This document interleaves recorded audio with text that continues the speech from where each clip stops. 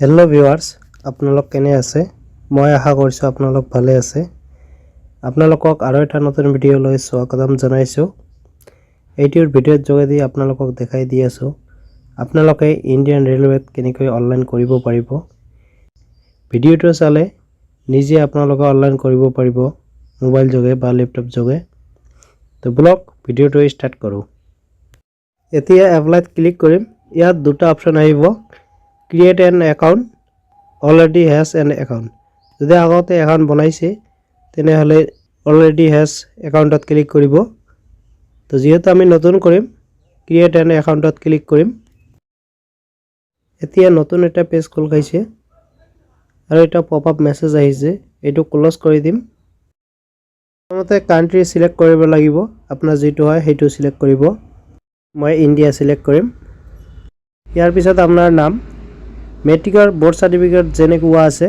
তেনেকুৱাই নাম দিব এতে ৰিটাইপ ফুল নেম ইয়াতো আপোনাৰ নামে দিব তাৰ পিছত যদি আপোনাৰ নাম চেঞ্জ কৰিছে তেনেহলে ইয়েস দিব যদি কৰা নাই তেলেহেনে নো দিব তাৰ পিছত ডেট অফ বাৰ্থ মেট্ৰিক সাৰ্টিফিকেটত যেনেকুৱা দিয়া আছে এডমিট বা বোৰ্ড সাৰ্টিফিকেটত তেনেকুৱাই দিব তাৰ পিছত ৰিটাইপ ডেট অফ বাৰ্থ তাৰ পিছত সিলেক্ট জেন্ডাৰ পুৰুষ হয় না মহিলা এটো সিলেক্ট কৰিব ৰিসিলেক্ট জেন্ডাৰ এটো সিলেক্ট কৰি দিব ফাদাৰ্স নেম তাৰ পিছত ৰিটাইপস ফাদাৰ্স নেম তাৰ পিছত মাদাৰ নেম ৰিটাইপ মাদাৰ্স নেম তাৰ পিছত ইমেল এড্ৰেছ যেটো ইমেল ব্যৱহাৰ কৰি আছে হেটোৱে দিব ইয়াত জেনাৰেট ইমেল ওটিপি ইয়াত ক্লিক কৰিলে ওটিপি যাব ইমেলত এটো ওটিপি ইয়াত বহাই দিলে হৈ যাব তাৰ পিছত মোবাইল নাম্বাৰ এইটো জেনাৰেট মোবাইল ওটিপিত ক্লিক কৰিলে ওটিপি গুছি যাব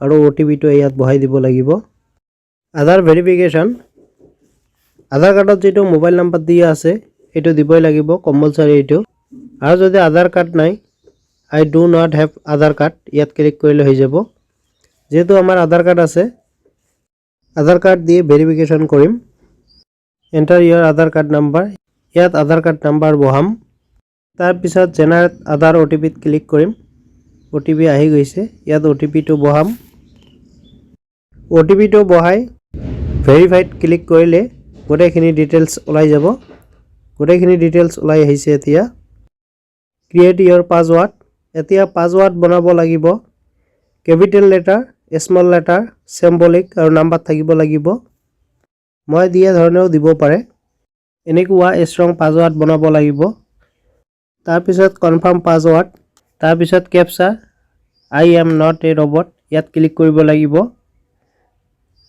তাৰ পিছত প্ৰিভিউ এণ্ড ক্ৰিয়েট এন একাউণ্টত ক্লিক কৰিম এতিয়া আকৌ নতুন পেজ খোল খাব ইয়াত থাকিব name date of birth gender father's name mother's name email ID mobile number এটো চেক কৰাৰ কাৰণে দিছে যদি সকলোবিলাক ঠিকে আছে আই হ্যাভ ৰিচেকিং ইয়াত টিক লগাই ক্ৰিয়েট এন একাউণ্টত ক্লিক কৰিলে একাউণ্ট ক্ৰিয়েট হৈ যাব তো এতিয়া ক্ৰিয়েট হৈ গল একাউণ্ট এতিয়া লগইন কৰাৰ কাৰণে ইমেল আইডি আৰু পাসওয়াৰ্ড বহাব লাগিব ইমেল আইডি আৰু পাসওয়াৰ্ডটো বহাই আই এম নট এ ৰবটত ক্লিক কৰি লগইনত ক্লিক কৰিলে লগইন হৈ যাব এতিয়া লগইন হৈ গৈছে এপ্লাই কৰাৰ কাৰণে অনলাইন এপ্লিকেশনত ক্লিক কৰিম ইয়াত সিলেক্ট কৰিব লাগিব কোনটোত এপ্লাই কৰিব আৰু এটো স্টাৰ্ট হৈছে 23 জানুৱাৰী 2025 ৰ পৰা আৰু এটো লাষ্ট ডেট 22 ফেব্ৰুৱাৰী 2025 লৈ থাকিব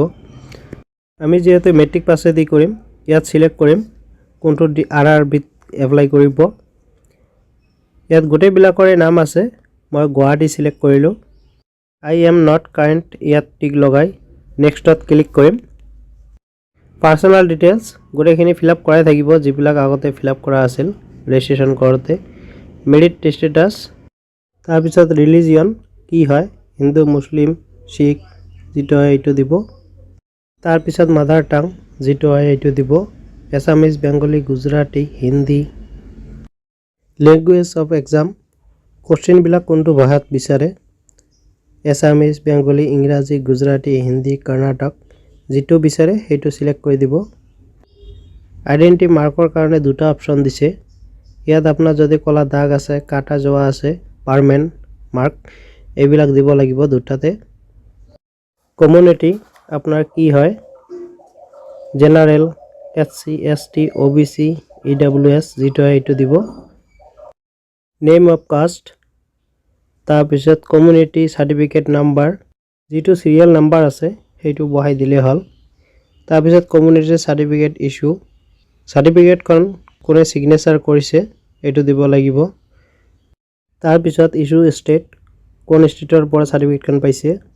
তাৰপিছত কমিউনিটি চাৰ্টিফিকেট ডেট ইছ্যু, কিমান তাৰিখে চাৰ্টিফিকেটখন ইছ্যু হৈছে। পৰীক্ষাৰ সময়ত ৰেলৱেত বিনামূলীয়াকৈ ভ্ৰমণ কৰিব বিচাৰে নেকি? যদি কৰিব বিচাৰে ইয়েছ দিব, নহ'লে ন দিব। পাৰ্চন এড্ৰেছ, প্ৰথমে ষ্টেট চিলেক্ট কৰিব, তাৰপিছত ডিষ্ট্ৰিক্ট, তাৰপিছত এড্ৰেছটোত ভিলেজ, পোষ্ট অফিচ, তাৰপৰা থানা আৰু পিনক'ড নাম্বাৰটো দিব। পাৰ্চন নিয়াৰেঞ্চ চিটি, মেজৰ টাউন ইয়াত দিব আপোনাৰ ডিষ্ট্ৰিক্টৰ নাম, তাৰপিছত পিনক'ড নাম্বাৰটো দিলে হৈ যাব। যদি প্ৰেজেণ্ট আৰু পাৰ্মানেণ্ট এড্ৰেছ একে থাকে তেনেহ'লে টিক লগালে গোটেইটো ফিল আপ হৈ যাব।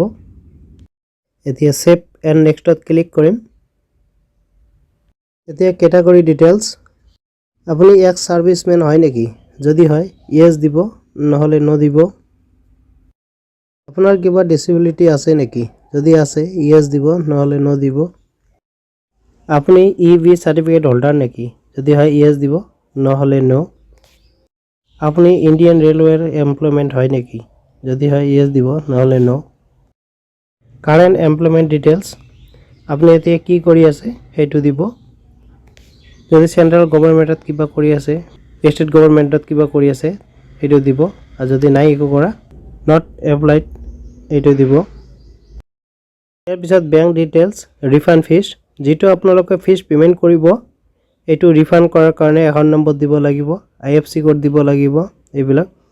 তো প্ৰথমতে একাউণ্ট হোল্ডাৰ নেম, তাৰপিছত বেংক একাউণ্ট নাম্বাৰ, তাৰপিছত কনফাৰ্ম বেংক একাউণ্ট নাম্বাৰ, তাৰপিছত IFSC কোড, তাৰপিছত কনফাৰ্ম ক্লিক কৰাৰ লগে লগে কি বেংকৰ একাউণ্ট এইটো আহিব আৰু বেংক এড্ৰেছটো আহিব। এতিয়া ছেভ এণ্ড নেক্সটত ক্লিক কৰিম। এতিয়া আৰু এটা নতুন পেজ খোল খাইছে। ইয়াত এডুকেশ্যন ডিটেইলছ, প্ৰথমতে কোৱালিফিকেশ্যন ডিটেইলছ এইটো চিলেক্ট কৰি দিব লাগিব। যিহেতু মেট্ৰিক পাছ দি কৰিছোঁ মেট্ৰিকুলাৰ HSLC এইটো চিলেক্ট কৰি দিম। তাৰপিছত কোন ষ্টেটৰ পৰা পাছ কৰিছে, তাৰপিছত কোন ডিষ্ট্ৰিক্ট, তাৰপিছত বৰ্ডৰ নাম, কিমান চনত পাছ কৰিছে এইটো ডেট ভৰাই দিব লাগিব। তাৰপিছত ৰোল নাম্বাৰ, তাৰপিছত চাৰ্টিফিকেটৰ চিৰিয়েল নাম্বাৰ, বৰ্ড চাৰ্টিফিকেটৰ যেটা চিৰিয়েল নাম্বাৰ থাকে এইটো দিব লাগিব। এইবিলাক গোটেইবিলাক ফিল আপ কৰি এডত ক্লিক কৰিলে গোটেইবিলাক এড হৈ যাব। এতিয়া এড হৈ গ'ল। যদি কিবা কাৰেকশ্যন কৰিব লগা হয় এডিটত গৈ কাৰেকশ্যন কৰিব পাৰিব। এতিয়া নেক্সটত ক্লিক কৰিম। এতিয়া ইয়াতে দুটা বস্তু আপলোড কৰিব লাগিব, ফটো আৰু ছিগনেচাৰ। ফটোৰ চাইজ দিছে, এইটো চাইজ একুৰেট হ'ব লাগিব, নহ'লে আপলোড নলয়।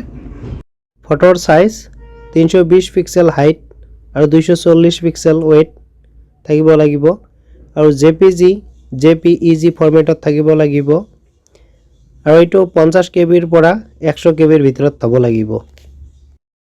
ছিগনেচাৰ চাইজ হাইট 60 পিক্সেল আৰু ৱেইট 140 পিক্সেল থাকিব লাগিব, আৰু JPEG ফৰ্মেটত থাকিব লাগিব, 30 KBৰ পৰা 50 KBৰ ভিতৰত থাকিব লাগিব। ফটোটো একদম ক্লিয়াৰ হ'ব লাগিব, বেকগ্ৰাউণ্ড হোৱাইট হ'ব লাগিব, আৰু গগলেছ কেপ এইবিলাক থাকিলে নহ'ব। এতিয়া ফটোটো আপলোড কৰিম। যদি জুম কৰিব লগা হয় জুম প্লাছত ক্লিক কৰিব, জুম হৈ যাব, আৰু যদি ঠিকে আছে শুদ্ধ চেনত ক্লিক কৰিলে হৈ যাব। তো ফটোটো আপলোড হৈ গ'ল। এতিয়া ছিগনেচাৰটো আপলোড হৈ গ'ল। এতিয়া ছেভ এণ্ড নেক্সটত ক্লিক কৰিম। এলিজিবিলিটি পোষ্ট, গুৱাহাটীত এইকেইটা পোষ্ট আছে, আপোনালোকে যিটো বিচাৰে সেইটোত প্লাছ চিনত ক্লিক কৰিলে হৈ যাব। তো মই গোটেইখিনি দিম এটা এটা কৰি।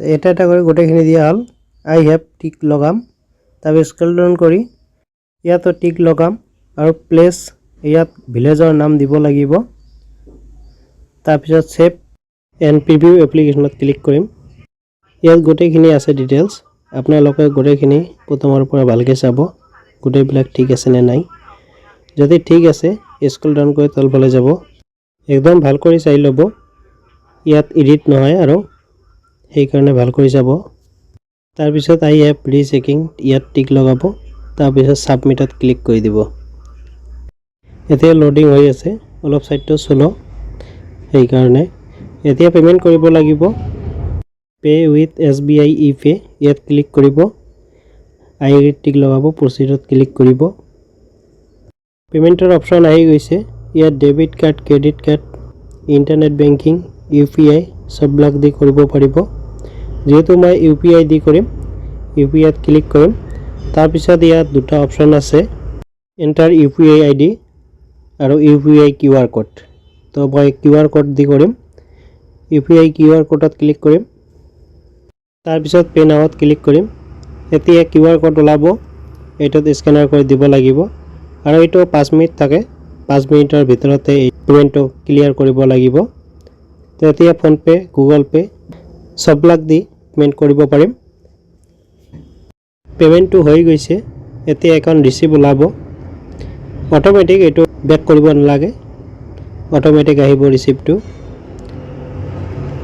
এইটো হৈ গ'ল এটো ইয়াৰ পৰা পিন কৰিব পাৰিব নহলে বেকত ক্লিক কৰিব ইয়াত গোটেইখিনি ডিটেইলছ দিয়া থাকে এটো কাটি দি আকৌ লগইন কৰি লব তাৰপিছত এপ্লিকেশন হিষ্টৰীত ক্লিক কৰিব ইয়াত গোটেইখিনি আহি যাব ডিটেইলছ এপ্লিকেশনত ক্লিক কৰাৰ লগে লগে সাবমিট কৰা এপ্লিকেশন ফৰ্মখন ডাউনলোড হৈ যাব এটো সিকিউৰিটিৰ কাৰণে মাৰ্ক কৰি থোৱা আছে হৈ গৈছে এতিয়া পিন কৰিব পাৰে মই আশা কৰিছো আপোনালোক নিশ্চয় বুজি পাইছে কিবা যদি বুজাত অসুবিধা হৈছে কমেন্ট কৰিব নিশ্চয় আপোনাক সহায় কৰিম যদি ভিডিওটো চাই ভাল লাগিছে লাইক কৰিব বন্ধুবৰ্গৰ লগত শেয়াৰ কৰিব যাতে সকলোৱে গম পায় আৰু চেনেলটো সাবস্ক্ৰাইব কৰি কাষত থকা বেল আইকনটো দবাই ৰাখিব যাতে এনেকুৱা ধৰণৰ ভিডিও দিয়াৰ লগে লগে আপোনালোকে পায় তো আজিৰ ভিডিও এইখিনিয়ে আছিল